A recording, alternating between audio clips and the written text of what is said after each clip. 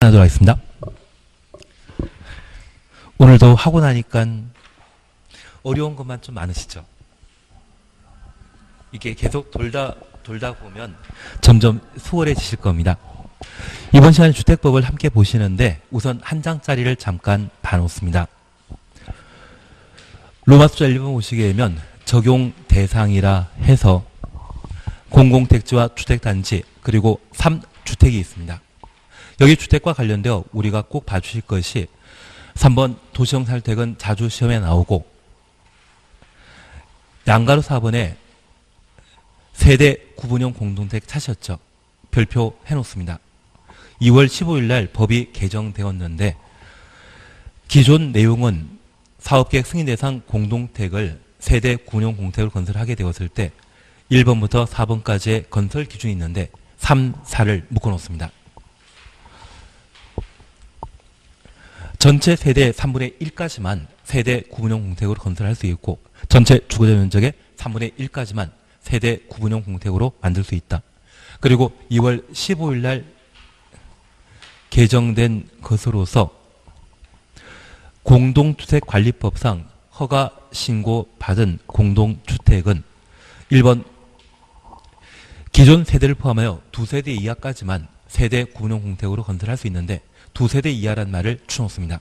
그리고 3번에 전체 세대 수의 10분의 1과 해당 동의 세대 수의 3분의 1 이하, 그래서 전체부터 3분의 1 이하까지 가로 해놓으시는데 아마 올해 얘가 시험에 나오게 될 겁니다. 그리고 옆에 칸 보시게 되면 4번에 리모델링이란 말을 우리가 볼 수 있습니다. 현재 리모델링과 관련되어 1. 대수선형과 2. 증축형으로 나뉜다라는 것을 확인해 놓습니다. 건축법의 리모델링은 두 가지 외 개축이 추가되는데 주택법의 리모델링은 대수선형과 증축형으로 구분하게 됩니다. 그리고 양가로 2번 허가 요건은 우리가 전체를 봤을 때 파악할 내용이 됩니다. 그래서 우리가 이것 토대로 우선 내용을 잠깐 확인해 나가십니다. 538페이지 보시게 되면 주택법을 우리가 볼 수 있습니다. 주택법 찾으셨죠?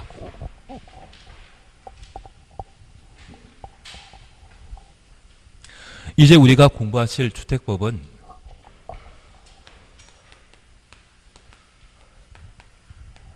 정상적으로 하면 7시간 정도가 필요합니다.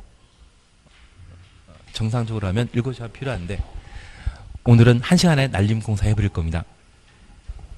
양해를 하십시오. 여기 주택법은 건축법이 내가 살 집을 짓는 반면 주택법은 분양할 주택을 건설하는 법률입니다.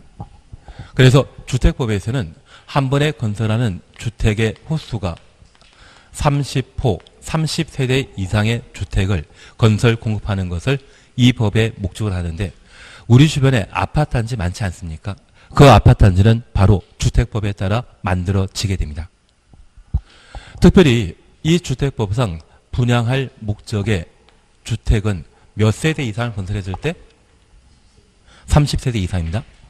저 30세대 이상의 주택을 건설하고자 한다면 주택건설 사업과 관련된 사업계획서를 작성하고 저 사업계획서를 승인받은 때 주택건설 사업을 시행할 수 있습니다.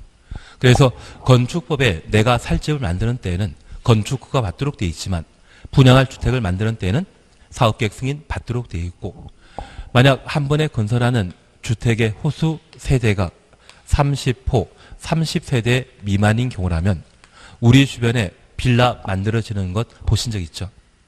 그 빌라 만들게 된다면 건축법에 따른 건축허가 받고 만들며 30호, 30세대 이상의 주택을 건설하는 때에만 사업계획 승인 대상이 되게 됩니다.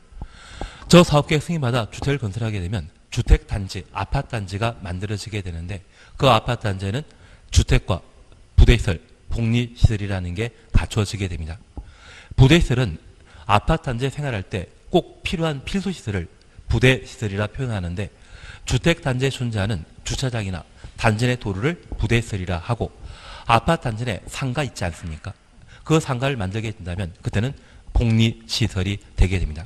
그래서 단전에 유치원이나 어린이집 등이 만들어지게 되면 그것은 복리시설로 이해해 주셔야 됩니다. 놀이터는 부대시설이겠습니까? 복리시설이겠습니까? 놀이터는 복리시설입니다. 주차장은 관리사무소는 부대시설입니다. 그래서 생활에 꼭 필요한 필수시설이라면 부대시설, 있으면 좋고 없어도 상관없는 것이 있다면 그것을 복리시설로 파악해 주시는 게 필요합니다. 그러면 이제 우리가 잠깐 확인하실 것으로서 538페이지에 1. 재정 목적 찾으셨죠? 주택법은 주택의 건설 공급 및 주택시장 관리 등에 관한 사항을 정함으로써 국민의 주거 안정과 주거 수준 향상에 이바지 함을 목적으로 한다. 주거 안정부터 주거 수준 향상까지 가로해 놓습니다. 여기 주거 안정이라 함은 무주택 세대주에게 새 주택을 건설 공급하는 것을 주거 안정이라 표현하고 유주택자에게 낡은 주택 대신 새로운 아파트를 건설 공급하는 것을 주거 수준 향상이라 표현하게 됩니다. 그러면 이 주택법에 따라 건설할 수 있는 주택 형태는 양가로 2번 단독택 찾으셨죠? 1. 단독택 2. 다중택 3. 다가구택 그리고 양가로 3번에 공동택 찾으셨죠? 아파트, 연립, 다세대. 그러면 첫 번째 우리가 이해하실 것이 있습니다. 건축법상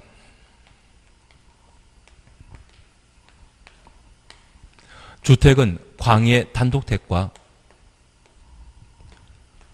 공동주택으로 구분하게 되는데 이 광해 단독택에는 협의 단독택과 하숙집에 해당되는 다중택, 상가주택에 해당되는 다가구택 외에 세종시장이 살고 있는 관저 건물, 공관이 있습니다. 아무리 세종시장이 훌륭한 분이랄지라도 한 번에 30호의 공간 만들어서 그분 돌아가며 살게 하는 것은 좀 애매하지 않겠습니까? 공간은 사업계획 승인 대상 주택 범위에 포함한다, 배제한다. 배제하는 겁니다. 그리고 공동택은 주택으로 사용 층수가 5계층 이상이면 아파트, 4계층이라면 연립, 다세대로 구분하는데 동당 바다 면적합이 660제곱미터 초과하면 연립, 이하인 때는 다세대 주택입니다. 그런데 기숙사는 사업계획 승인 대상 주택 범위에 포함되지 않습니다. 저 기숙사를 30세대에 건설하게 되면 사장님인 고용자 소유이지 근로자 소유가 되는 게 아닙니다. 주관정에 기한 바 없고요. 그리고 이 기숙사에 방 한 칸에 2명, 3명의 근로자가 함께 생활한다면 주거 수준 향상과도 한계없겠죠. 그래서 건축법에 광해 단독택과 공동택에는 공간과 기숙사가 포함되지만 주택법에 따른 사업계획 승인 대상 주택 범위에는 이 둘은 빠지는 겁니다. 그래서 사업계획 승인받아 건설할 수 있는 단독주택, 광해 단독택과 공동택 범위를 한번 확인해 주시는 겁니다. 한 장 넘기십니다. 양가로 4번 보게 되면 자금 차이에 따른 구분으로서 1, 2 국민주택과 민영주택을 묶어놓습니다. 우선 민영주택 보시면 국민주택을 제외한 주택을 말한다. 국민주택과 민영주택은 동전의 양면 관계이기 때문에 민영주택이면서 국민주택이 될 수 있는 것은 없습니다. 국민주택 아니면 민영주택이 되게 됩니다. 그리고 1번 국민주택이란 다음 하나에 해당되는 주택으로서 국민주택 규모 이하, 국민주택 규모 추천없습니다. 국민주택 규모 추천없습니다. 국민주택 규모 이하의 주택을 말한다. 1. 국가 지방자치단체 주택공사 지방공사 국가부터 지방공사까지 가로 해놓으시면 이들이 공적 사업체이죠. 공공이 건설한 국민주택 규모 이하의 주택을 국민주택이라 하고 2번입니다. 국가 지방자치단체 재정 추천없습니다. 주택도시기금 추천없습니다. 자금은 지원받아 건설되거나 개량되는 주택. 그래서 주택도시기금으로부터 융자받아 주택을 건설하게 되면 그 크기가 국민주택 규모 이하일 때 국민주택에 해당하게 됩니다. 돈을 어디에서 빌린 것입니까? 주택도시기금으로부터 융자받아 집을 만들었다고 하면 그 크기가 국민주택 규모 이하일 때 국민주택에 해당된다는 것 확인만 해놓습니다. 그래서 국민주택은 누가 만들었냐? 사업체가 공공이라면 국민주택에 해당되는 것이고 돈이 어디에서 나왔는지 재정, 기금으로서 나왔다고 하면 국민주택에 해당되게 되는데 우리 세종시에는 공무원 아파트 많지 않습니까? 그 공무원 아파트는 두 가지 형태입니다. 지방자치단체에서 지방직 공무원을 위해 만들어주는 것과 우리 세종시 같은 경우는 행정 수도를 이전할 목적이었기 때문에 국가 재정으로 국민주택 규모 이하의 주택을 만들었다고 하면 그것도 국민주택에 해당하게 됩니다. 그리고 3번 국민주택 규모라는 말 찾으셨는데 세대당 주거전용 면적이 85제곱미터 이하를 국민주택 규모라 하고 가로속만 잠깐 보십니다. 수도권을 제외한 도시지역이 아닌 읍면지역의 경우는 최대 100제곱미터를 국민주택이라 한다. 국민주택 규모라 한다. 그래서 국민주택 규모는 원칙 85제곱미터이지만 일정한 요건을 갖추게 되면 최대 100제곱미터까지 건설할 수 있다. 그렇게 파악해 놓습니다. 옆에 주택 규모에 대해서는 볼 필요 없습니다. 이런 거는 한 10년에 한 번, 20년에 한 번 시험에 나옵니다. 그런 거 필요 없습니다. 그리고 6. 세대 구농공택 별표 해놓습니다. 올해 시험에 나올 것이 있다면 세대 구농공택이 시험에 나오게 될 겁니다. 얘를 잡아놓으셔야 됩니다. 잠깐 살펴보시면 세대 구분형 공택이란 공동택 주택 내부 공간 일부를 세대별로 구분하여 생활 가능한 구조로 하되 구분된 공간 일부에 대해 구분 소유할 수 없는 가로 해놓습니다. 공동주택을 말한다. 그리고 우리 교재는 개정되기 전에 내용을 담았기 때문에 하나만 나와 있습니다. 그래서 기억. 각각의 공간마다 별도의 욕실, 부엌, 현관 설치할 것. 니은. 세대 간의 연결문이나 경량 구조의 경계벽 설치할 것. 그리고 디귿, 리을 묶어놓습니다. 전체 호수의 3분의 1 넘지 아니하고 전체 주거적 면적의 3분의 1 넘지 아니할 것. 거기까지만 잠깐 확인해 놓습니다. 우리 중앙대에 안성 캠퍼스 있다는 거 들어본 적 있으십니까? 중대 안성 캠퍼스. 그런데 중대 안성 캠퍼스에는 40평대와 50평대 아파트 분양이 그렇게 잘 된다고 합니다. 왜냐하면 대학에 기숙사가 부족하거든요. 그래서 주인이 여기에 사는 것이 아니라 이 40평대나 50평대 아파트를 하나를 임대를 하게 되면 월세 100만 원 정도 받는다고 하면 얘를 방마다 세를 놓게 된다고 하면 한 군데에서 50만 원씩 받을 수 있거든요. 이게 더 낫습니다. 그리고 학생들이 편의를 도모하기 위해 출입문 현관이 있는데 그 방마다 이룰 수 있는 구획을 따로 해버렸거든요. 그래서 독자적인 생활 가능할 수 있도록 방마다 구획해 놓았기 때문에 독자적인 생활 가능한데 저런 구획하고자 한다면 경계벽 만들어야 되죠. 저 경계벽을 불에 취약한 경계벽 구조로 만들게 된다고 하면 화재 발생 시에 큰 인명피해가 발생하게 될 겁니다. 이걸 계속 허용하는 것은 된다 안 된다? 좀 곤란하지 않겠습니까? 그래서 올 2월 15일 날 기존 주택에 대한 세대 구농공택으로 변경하는 건설 기준을 따로 제정하게 되었습니다. 그래서 우리가 방금 보셨던 내용들 중에 공동택관리법상 허가받거나 신고하고 기존 공택을 세대 구분형 공택으로 만들 수 있는 건설 기준을 함께 보신 겁니다. 그러면 잠깐 이렇게 하나 이해해 놓습니다. 여기 세대 구분형 공동택은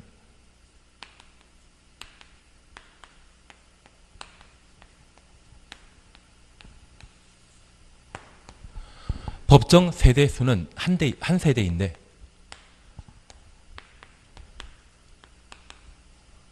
실질적으로는 두 세대 이상이 함께 거주할 수 있는 주거 형태를 세대 구분형 공택이라 표현하게 됩니다.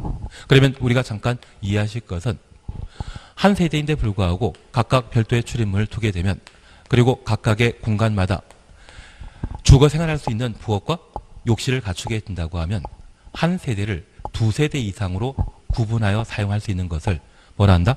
세대 구분형 공동택이라 표현하게 됩니다. 그러면 우리가 잠깐 이해하실 것은 주차장 관련법에 따르게 되면 세대당 가구당 한 대 이상의 주차장을 확보하도록 되어 있거든요. 만약 아파트가 600세대에 해당된다면 600세대에 해당되게 된다면 모든 세대를 세대 구분형공택을 건설하게 되면 그리고 최소 하나만 더 줬다. 실제로 거주하는 세대 수는 얼마이다?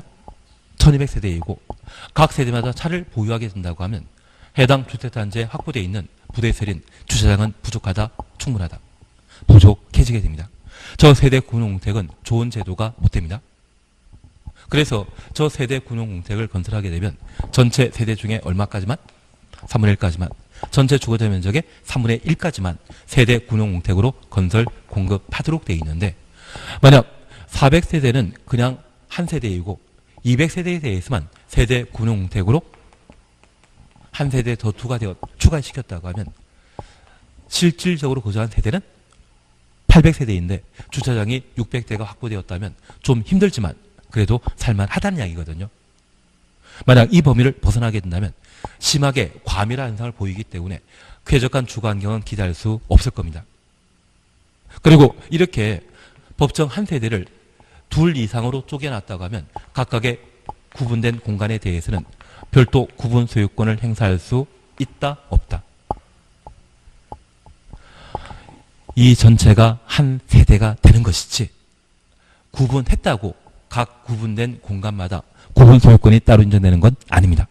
대신 한 40평대, 50평대 또는 30평대 아파트 분양받으신 분이 한 10평 정도를 임대를 놓고 그 나머지에 대해서는 자기가 생활하게 되면 노후 생활과 관련된 월세 한 40만, 50만 받을 수 있거든요. 그래서 서울 같은 경우는 종합병원이나 백화점 주변이라고 하면 여성 근로자들이 좀 많으시고 그분들은 방범이 치안이 잘 돼 있는 아파트 단지가 좋지 원룸보다는 좀 괜찮지 않겠습니까? 그래서 이 세대 군용주택을 최근 강남 쪽에 재건축하게 된다고 하면 특히 삼성의료원이나 주변에 백화점 많은 그 지역이라고 하면 얘를 참 많이 선호합니다. 그래서 개포 종일단지를 재건축하게 되었을 때 이 세대 군용주택을 건설 공급한다니 경쟁률이, 조합원 사이 경쟁률이 거의 100대 1을 넘어볼 수 있습니다. 만들면 노후 부장될 수 있거든요.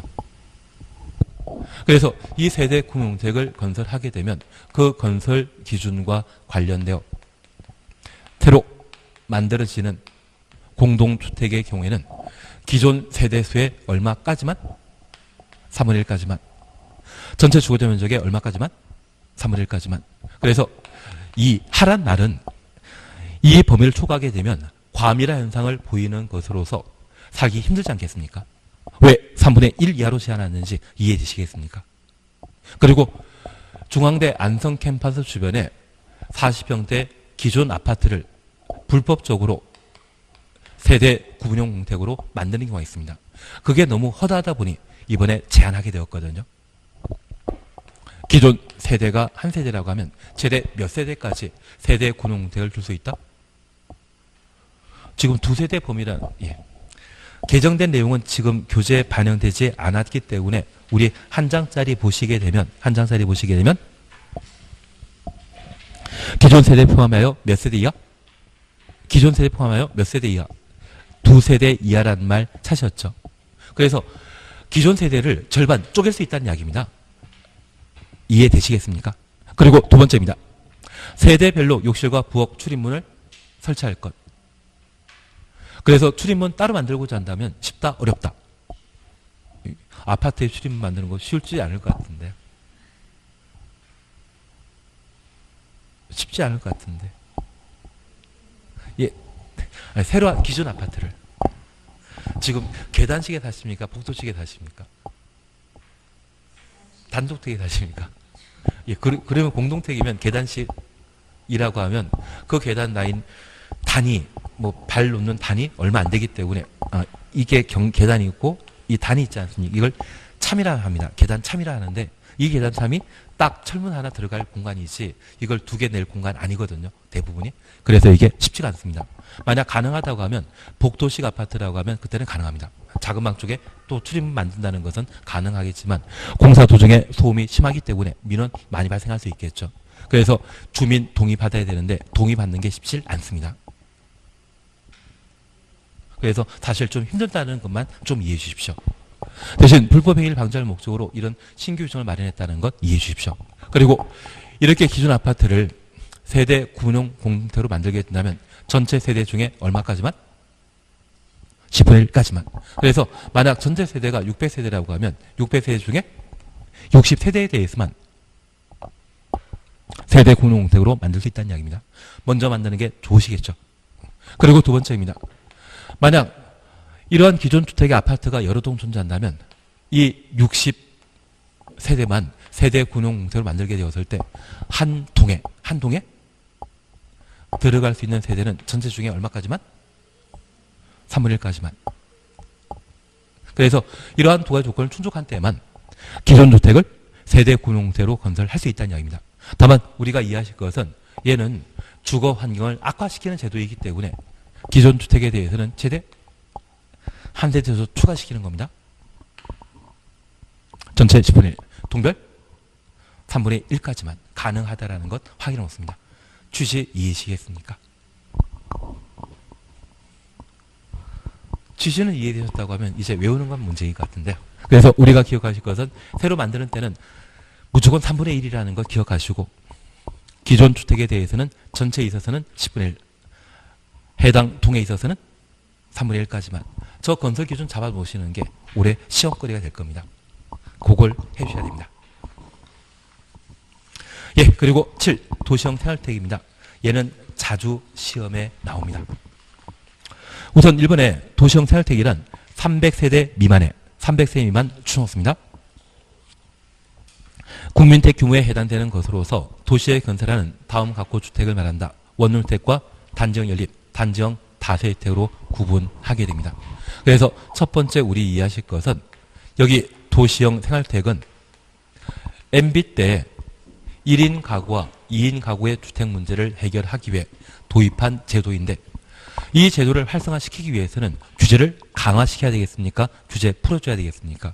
규제 풀어줄 수밖에 없습니다. 그리고 이 도시형 생활주택은 도시 지역에 건설하는 300세대 미만의 국민택 규모의 주택을 도시형 생활주택이라 표현하게 되는데 이 제도는 좋은 제도가 아니기 때문에 사업계획 승인받아 건설할 수 있는 최대 세대수는 몇 세대까지만? 300세대 미만까지만. 만약 사업계획 승인받아 저 도시형 생활주택을 500세대 건설할 수 있다. 이 말 나오면 틀립니다.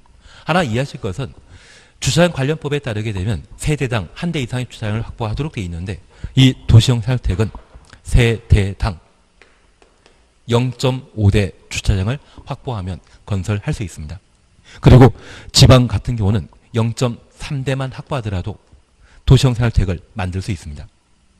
그리고 작년에 상도동 유치원 붕괴 사건과 관련된 곳이 단정 다세주택 만들다가 집안 잘못 건드려서 유치원이 붕괴되었거든요. 그래서 우리가 수도권이나 또는 사람들이 많이 거주하는 곳에 집을 짓게 된다고 하면 저 주차장 차 한 대 주차시키기 위해서는 보통 한 평 반 정도의 땅이 필요합니다. 만약 명동 화장품 가게라고 하면 평당 거래 가격이 11억이거든요. 그냥 대충 2평이라 하면 차 한 대 주차시키기 위해 11억짜리 땅 한 평이 필요한 겁니다. 만약 2평이라면 22억입니다. 그런 건축 부담을 덜어주기 위해 이 도시형 생활주택의 경우는 법정 주차 대수가 0.5대가 되게 됩니다. 우리 세종시에 사람들 많이 몰리는 곳 있지 않습니까? 나중에 전이면이나 저쪽에 뭐 산업단지 만들어지고 뭐 배터리 공장이든지 또는 뭐 수소에너지 관련된 연료 공장 만들어지게 되면 아마 신산업이기 때문에 많은 사람들이 몰리게 됩니다. 초창기 아파트 만들게 되면 3년 정도의 시간이 걸리기 때문에 주택 소유를 감당할 수 없거든요. 그때 많이 만들어지는 것이 단정 연립이나 단정 다세주택이 되게 됩니다. 한 번 만들면 아마 세대당 단정 다세주택은 세대당 한 5천에서 7천 정도 남습니다. 그걸 20세대 만들게 되면 짭짤하십니다. 나중에 한번 매매 임대만 하지 마시고 나중에 한번 그런 쪽도 보시는 것도 괜찮으실 겁니다. 매매 임대만 했다가는 경기가 좀 불경기일 때는 유지하기 힘드시거든요. 그래서 다른 쪽도 보시는 게 필요하실 겁니다. 예, 그래서 우리가 이해하실 것은 저 도시형 혜택이 지나치게 많아지게 되면 주차장 문제가 야기될 수 있기 때문에 세대수를 제한하게 됩니다. 최대 얼마까지? 300 미만이라는 것 이해해 주셔야 됩니다. 이 도시형 생활주택을 건설할 수 있는 것이 단지형 연립, 단지형 다세대택과 원룸형 주택이 있는데 우리 교재에 단지형 다세대 연립택을 먼저 보십니다. 잠깐 내용 보시니 건축위원회 심의 거쳐 주택으로 사용하는 층을 몇 층까지 할 수 있다? 5층. 원래 단지형 연립주택과 단지형 다세대. 얘들은 그 전신이 연립주택과 다세대주택이었습니다. 주택으로 사용할 수 있는 층수는 최대 몇 개층까지? 4개층이었는데 도시형 생활주택인 단지형 연립, 단지형 다세대주택 만들게 되면 건축위원회 심의 거쳐 몇 층까지 할 수 있다? 5층으로. 그래서 얘는 1인 가구의 주택 문제 해결하기 위해 도입한 제도로서 규제 강화시킨 것이다. 규제 풀어주는 것이다. 풀어줘야만 이것 많이 만들 수 있고 주택 문제를 해결할 수 있거든요. 왜 규제 완화시켜주고 있는지 취지 이해지겠습니까? 그냥 연립될 때는 4층까지 만들 수 있었지만 건축위원회 심의 거친 도시형 생활주택인 단지형 연립주택은 몇 층까지? 5층까지 가능하다는 것 확인해 놓습니다. 그리고 원룸형 주택입니다. 아파트, 연립, 다세대주택 중에 하나일 것. 아파트부터 다세대주택까지 가로해 놓습니다. 그러면 우리가 첫 번째 이해하실 것이 있습니다. 여기 원룸주택의 첫 번째 건설 기준은 아파트 형태나 연립주택 형태, 다세대 주택 형태로 가능한데 한 3년, 4년 전에 의정부 도시형 생활주택인 아파트에서 화재 발생했는데 의정부 도시형 생활주택 화재 들어본 적 있으십니까? 그거 10층짜리였거든요. 그 10층짜리 형태였다면 연립 형태이다, 아파트 형태이다. 아파트 형태. 그래서 원룸주택은 아파트 형태로 만들 수 있고 연립 다세대주택으로도 충분히 건축할 수 있다는 이야기입니다. 그리고 두 번째입니다. 이 원룸주택은 쾌적한 주거생활 도모하기 위해 욕실과 부엌을 갖추도록 되어 있습니다. 그래서 우리가 하나 이해하실 것은 주택과 비주택의 가장 큰 차이는 얘입니다. 우리 학원에도 화장실은 있지만 욕실 아니고요. 탕비실이라는 거에서 간단하게 조리할 수 있는 곳이 있다 할지라도 걔가 부엌은 아니거든요. 이걸 갖추면 주택이고 이거 없으면 비주택이 되는 겁니다. 그리고 세 번째, 이 도시형 혜택을 건설하게 되었을 때 원래 국민대 규모라면 얼마이겠습니까? 도시지역에 만들기 때문에 85제곱미터까지 만들 수 있는데 이 원룸주택에 있어서는 특이하게 세대 주거적 면적을 50제곱미터까지 건설할 수 있습니다. 저기 50제곱미터라고 하면 대충 16평, 17평 정도이거든요. 거기까지만 건설할 수 있지 85제곱미터 된다 안 된다? 안 됩니다. 그래서 만약 사업계획 승인마다 원룸주택을 세대 주거적 면적 60제곱미터까지로 할 수 있다. 이 말 나오면 50 벗어났기 때문에 틀린 지문이 된다는 것 확인해 주셔야 됩니다. 그리고 네 번째 보시게 되면 욕실과 보일러실을 제외한 곳을 하나의 공간으로 하고 세대 주거 면적이 30제곱미터 이상의 경우는 두 개의 공간으로 구분할 수 있다. 그래서 첫 번째 우리 이해하실 것이 있습니다. 겨울에 보일러와 침실이 같은 공간을 구성하게 되면 보일러 소리에 잠 못 자지 않겠습니까? 그래서 쾌적한 환경을 도모하기 위해 욕실과 보일러실은 침실과 분리돼야 된다는 것을 의미합니다. 침실과 욕실이 함께 있을 때 습도 높으면 사람 건강에 나쁘거든요. 습도 높은 곳에는 항상 뭐가 핍니까? 곰팡이가. 그리고 세대 주거 면적이 30제곱미터 이상이라고 하면 그때는 투룸도 가능합니다. 다만 주거적 면적이 30제곱미터 이상의 원룸주택을 두 개 공간으로 구분했을 때 투룸형 주택이란다? 법정 용어는 방이 두 개랄지라도 원룸이지 투룸형은 없습니다. 이해되시겠습니까? 방이 세 개랄지라도 법률상 원룸주택이지 쓰리룸이란 말 따로 사용하지 않는다. 그런 의미로 이해해 주십시오. 그리고 5번 지하층에는 쾌적한 주거 생활을 도모하기 위해 원룸주택을 배치할 수 없다. 그래서 총 5가지의 건설 기준이 나오게 됩니다. 그래서 우리 교재에서는 1번부터 4번까지 나와 있는데 첫 번째 줄에 아파트와 연립 다세대 가로 해놓으셨죠. 여기다가 0이라고 해놓으시면 0번이라 해놓으시면 원룸주택의 건설 기준은 총 몇 개이다? 5개가 되게 됩니다. 확인되시겠습니까? 그걸 하나 해주셔야 됩니다. 그리고 2번 복합건축 제한 찾으셨죠? 하나의 건축에는 도시형 생활주택과 그 밖의 주택을 함께 건축할 수 없다. 하나 이해하실 것이 있습니다. 도시형 생활주택 10세대와 일반 주택 10세대를 동일한 건물에 건축하게 되면 주차장은 몇 대 있으면 만들 수 있다? 도시형 생활주택은 0.5대이거든요. 그래서 15대 주차장 확보하면 만들 수 있는데 모든 세대가 차를 가지게 되었을 때 일반 주택에 거주하는 분이 늦게 퇴근하셨다가 자기 차 주차시킬 자리에 도시형 살때에 거주하는 분이 차를 주차시켰다고 하면 싸움 나지 않겠습니까? 그래서 분쟁이 예상되는 주거 형태는 동일한 건물에 건축할 수 없는 겁니다. 이해되시겠습니까? 그래서 도시형 살택과 그 밖의 주택, 도시형 살택 아닌 주택을 같은 건물에 건축할 수 없다. 이해되시겠습니까? 다만 다음 각 호의 경우는 예외를 한다. 확인되십니다. 1번입니다. 하나의 건축물의 원룸주택과 주거 전면적이 85제곱미터 초과하는 주택 한 세대. 그래서 주거 전면적부터 한 세대까지 가로 해놓습니다. 건축하는 경우는 동일한 건물에 건축할 수 있습니다.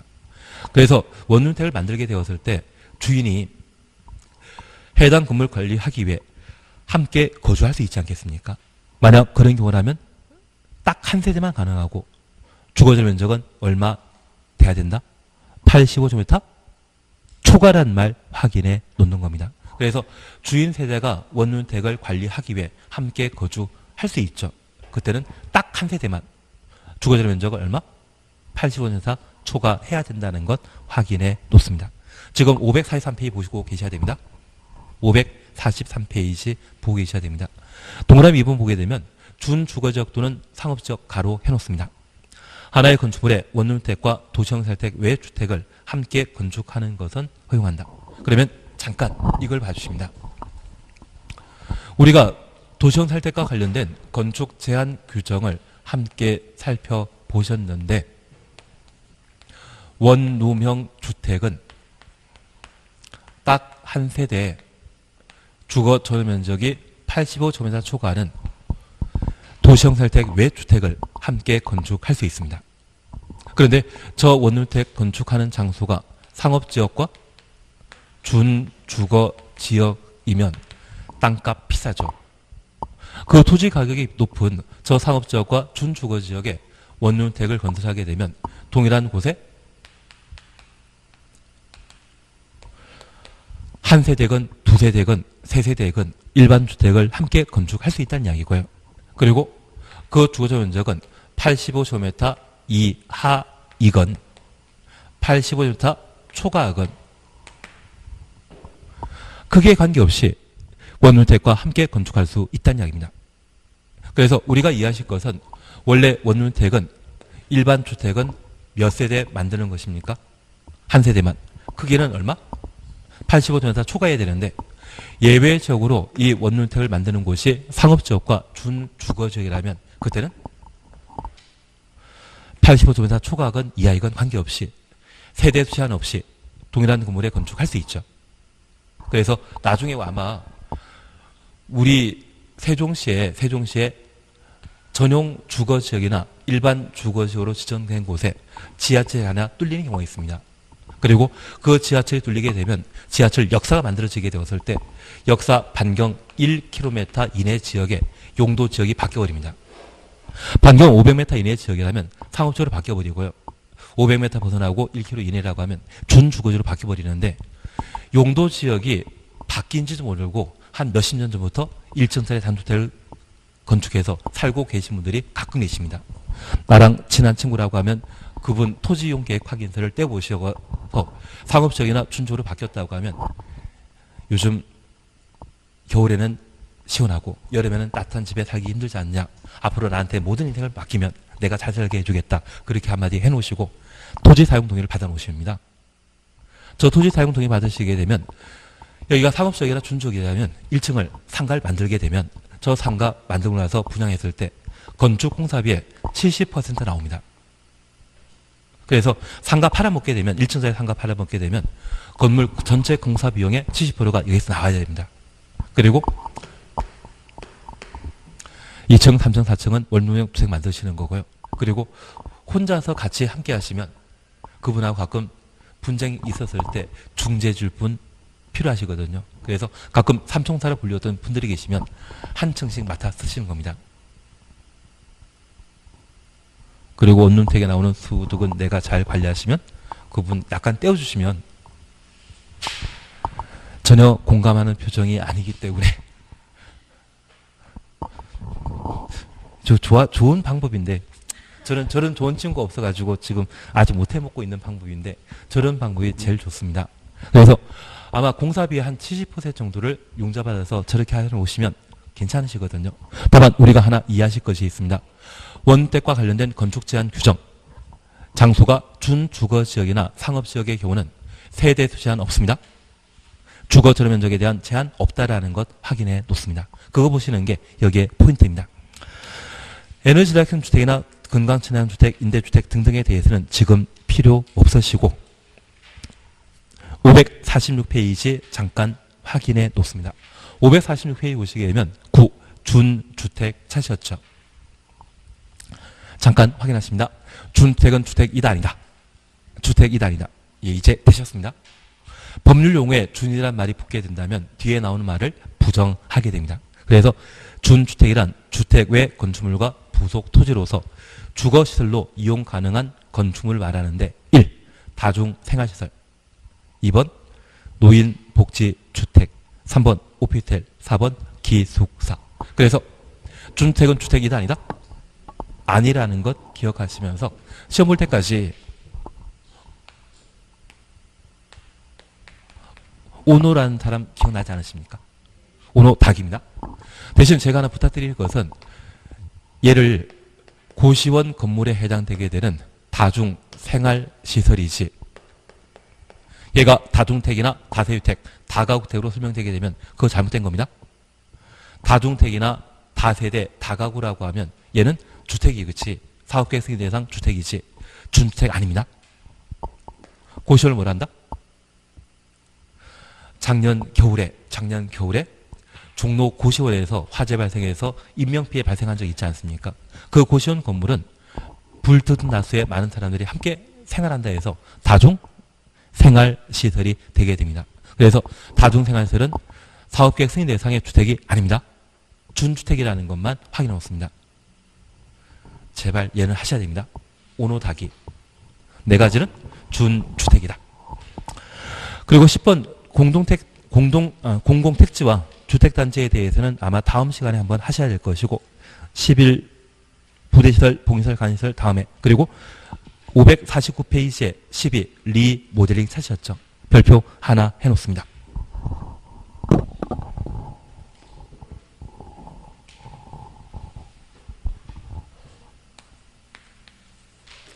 잠깐 내용 보시게 되면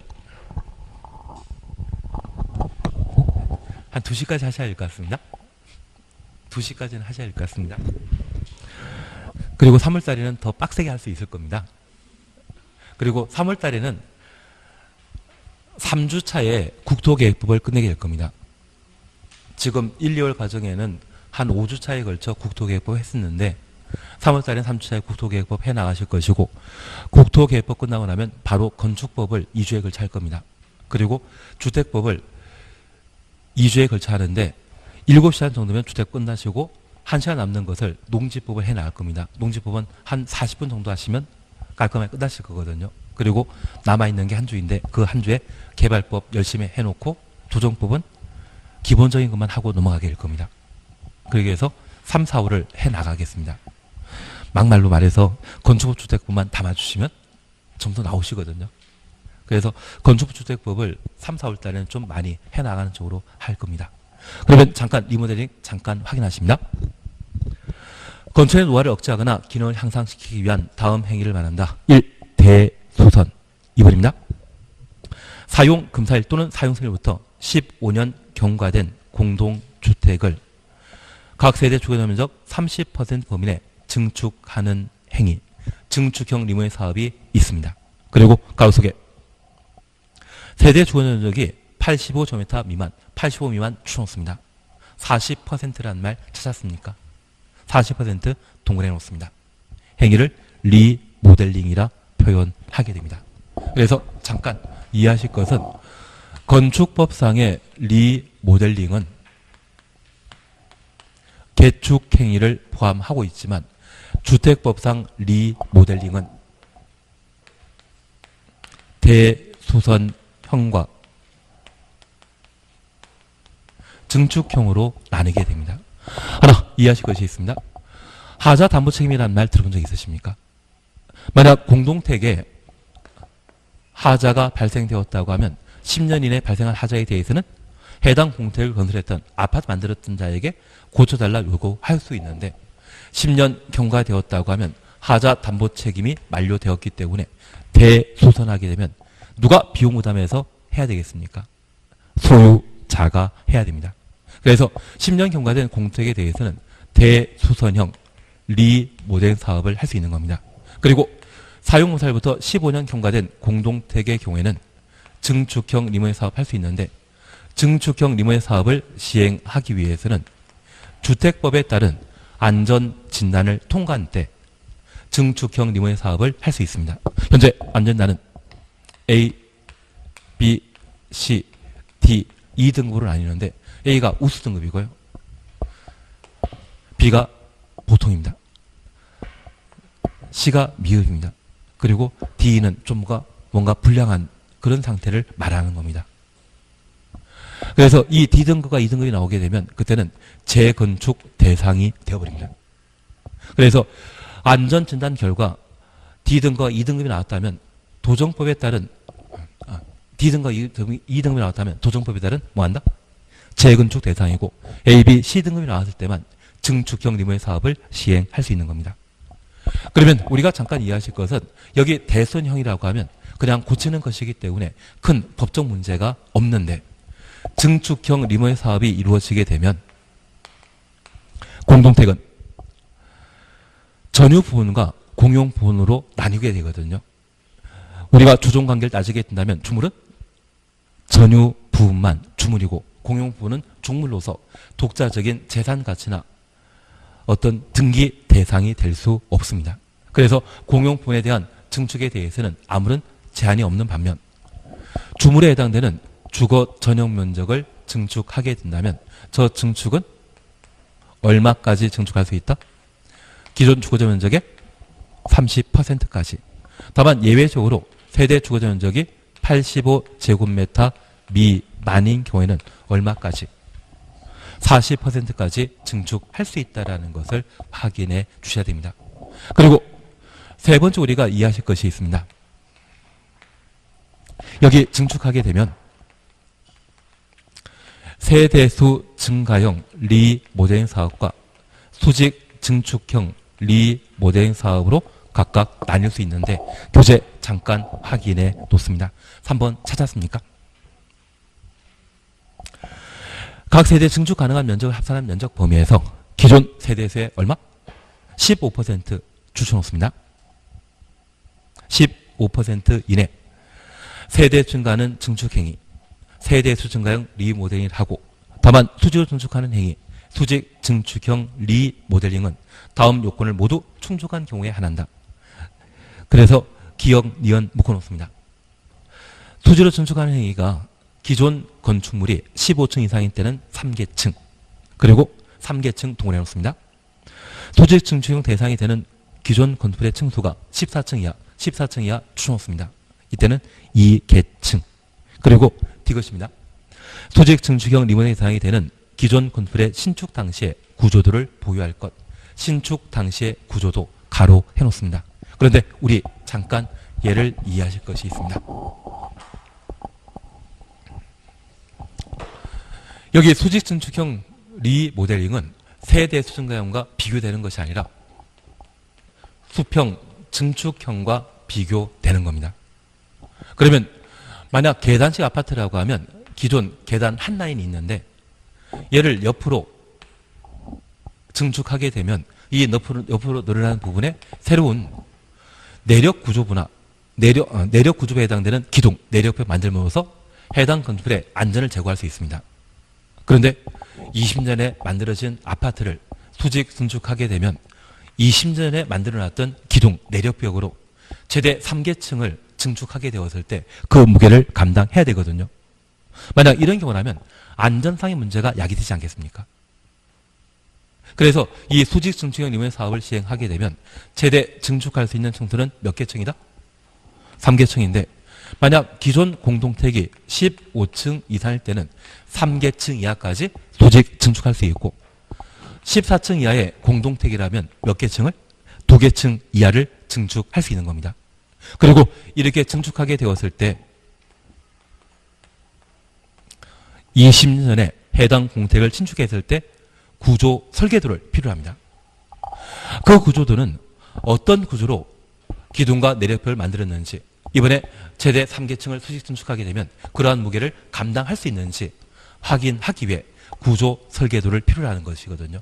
그래서 이 구조도는 리모델할 당시의 구조도이겠습니까? 20년 전 구조도이겠습니까? 20년 전입니다. 그래서 여기 수직 증축형 리모델 사업에 있어서는 가장 큰 관건은 무엇이다? 안전입니다. 그래서 층수 제한하는 겁니다.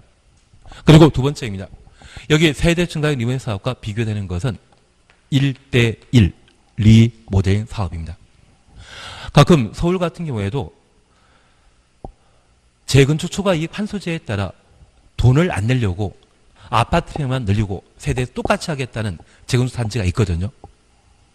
그러면 증축형 리모델 사업을 시행하게 되었을 때 주거 처리 면적을 원칙 30% 늘릴 수 있고 85제곱미터 미만의 경우는 40% 늘릴 수 있는데 그 증축할 수 있는 것을 오직 면적 넓히는 데만 사용하게 된다면 그게 1대1 리모델링 사업이 되게 됩니다. 그러면 내가 살고 있는 집이 20평이었는데 갑자기 내가 40평 아파트로 이사 가게 되었을 때 평상시에 사용하던 전기, 수도 사용량은 같다? 크게 달라진다. 거의 비슷합니다. 거의 비슷합니다. 그러면 우리가 이해하실 것은 기존 세대가 100세대였는데 저 100세대가 200세대로 바뀌게 된다고 하면 전기, 수도 사용량은 아파트 전체 2배 이상 늘어나게 될 겁니다. 그래서 무한정 늘리게 되는 것은 과밀화 현상을 야기하기 때문에 세대 증가형 리모델 사업을 시행하게 되면 증가시킬 수 있는 세대 범위를 제한하게 됩니다. 그래서 기존 세대수의 얼마까지만? 15%까지만. 그래서 100세대라고 하면 115세대로, 200세대라고 하면 230세대까지 세대 늘릴 수 있지 무한정 늘리는 것은 못합니다. 이것은 과밀화 현상을 방지하기 위한 것이 주된 목적입니다. 그러면 우리가 잠깐 이해하실 것이 있습니다.